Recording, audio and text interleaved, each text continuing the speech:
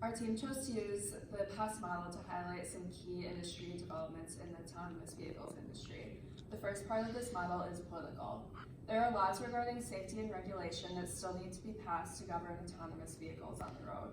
There are a lot of politicians that are against consumer access to autonomous vehicles, which is holding up the legislative process.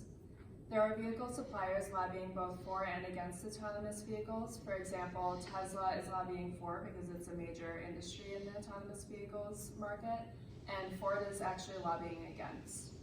The second part of the PASS model is economic.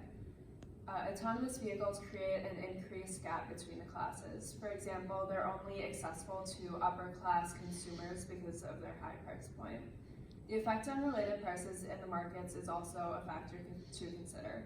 Other vehicles, gasoline, and electricity prices may increase due to the demand in the market. There are also unpredictable economic climate right now, which makes consumers hesitant to invest because they don't know how long they'll be able to afford these vehicles.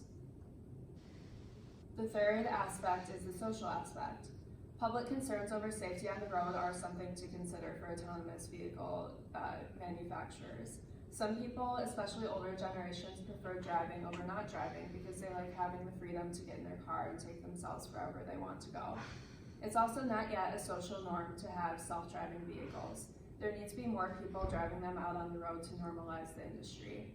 There is also the factor of brand loyalty that needs to be considered. For example, someone who is loyal to the Ford brand may not ever get an autonomous vehicle because they're loyal to the brand, which is not making autonomous vehicles at the moment. And the last key industry development to consider is the technology.